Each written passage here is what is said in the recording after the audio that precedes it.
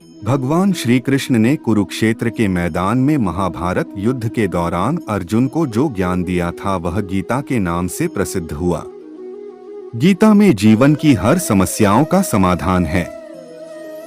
गीता में हर तरह का ज्ञान है, लेकिन आओ जानते हैं गीता ज्ञान की प्रसिद्ध 10 बातें। 1. न कोई मरता है और न ही कोई मारता है, सभी निमित्त मात्र हैं। सभी प्राणी जन्म से पहले बिना शरीर के थे, मरने के उपरांत वे बिना शरीर वाले हो जाएंगे।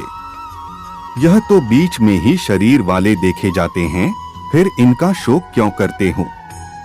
2. आत्मा को न शस्त्र काट सकते हैं, न आग उसे जला सकती है, न पानी उसे भिगो सकता है, न हवा उसे सुखा सकती है।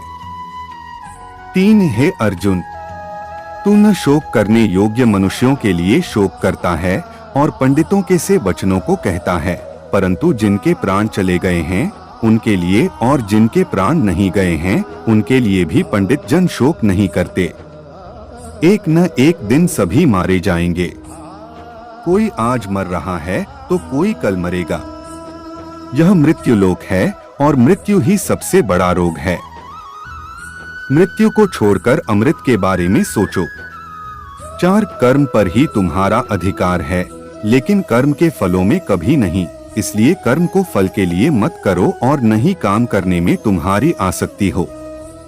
जिसका मन अपने वश में है, जो जितेंद्रिय एवं विशुद्ध अंतःकरण वाला है और संपूर्ण प्राणियों का आत्मरूप परमात्मा ही जिसका आत्मा है, ऐसा कर्मयोगी कर्म करता हुआ भी लिप्त नहीं होता।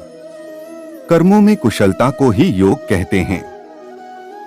5. क्रोध से मनुष्य की मति मारी जाती है, यानी मूढ़ हो जाती है, जिससे स्मृति भ्रमित हो जाती है। स्मृति भ्रम हो जाने से मनुष्य की बुद्धि नष्ट हो जाती है और बुद्धि का नाश हो जाने पर मनुष्य खुद अपना ही का नाश कर बैठता है। 6. हे अर्जुन, सभी धर्मों को त्याग कर अर्थात हर आश्रय को त्याग कर केवल मेरी शरण में आओ, मैं तुम्हें सभी पापों से मुक्ति दिला दूंगा, इसलिए शोक मत करो। माया द्वारा जिनका ज्ञान हरा जा चुका है, ऐसे आसुर स्वभाव को धारण किए हुए मनुष्यों में नीच दूषित कर्म करने वाले मूढ़ लोग मुझको नहीं भजते, परंतु उन अल्प बुद्धि वालों का वह फल नाशवान है तथा वे देवताओं को पूजने वाले देवताओं को प्राप्त होते हैं और मेरे भक्त चाहे जैसे ही भजें, अंत में वे मुझको ही प्राप्त होते हैं। 7. काम, क्रोध तथा लोभ, ये 3 प्रकार के नरक के द्वार सर्व अनर्थों के मूल और नरक की प्राप्ति में हेतु होने से यहाँ काम, क्रोध और लोभ को नरक के द्वार कहा है। आत्मा का नाश करने वाले अर्थात उसको अधोगति में ले जाने वाले हैं।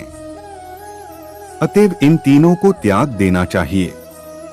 8. श्री भगवान बोले, मैं लोकों का नाश करने वाला बढ़ा हुआ महाकाल हूँ। इस समय इन लोकों को नष्ट करने के लिए प्रवृत्त हुआ हूँ। इसलिए जो प्रतिपक्षियों की सेना में स्थित योद्धा लोग हैं, वे सब तेरे बिना भी नहीं रहेंगे, अर्थात तेरे युद्ध न करने पर भी इन सब का नाश हो जाएगा। 9. जगत के ये 2 प्रकार के शुक्ल और कृष्ण अर्थात देवयान और पितृयान मार्ग सनातन माने गए हैं। इनमें एक द्वारा गए मृत्यु को प्राप्त हुए को वापस नहीं लौटना पड़ता, वह परमति को प्राप्त होता है, और दूसरे के द्वारा गया हुआ फिर वापस आता है, अर्थात जन्म मृत्यु को प्राप्त होता है। 10. अब सुनिए गीता का सार। क्यों व्यर्थ की चिंता करते हो? किससे व्यर्थ डरते हो? कौन तुम्हें मार सकता है? आत्मा न पैदा होती है न मरती है। जो हुआ वह अच्छा हुआ, जो हो रहा है वह अच्छा हो रहा है, जो होगा वह भी अच्छा ही होगा। तुम भूत का पश्चाताप न करो, भविष्य की चिंता न करो। वर्तमान चल रहा है। तुम्हारा क्या गया जो तुम रोते हो? तुम क्या लाए थे जो तुमने खो दिया? तुमने क्या पैदा किया था जो नाश हो गया?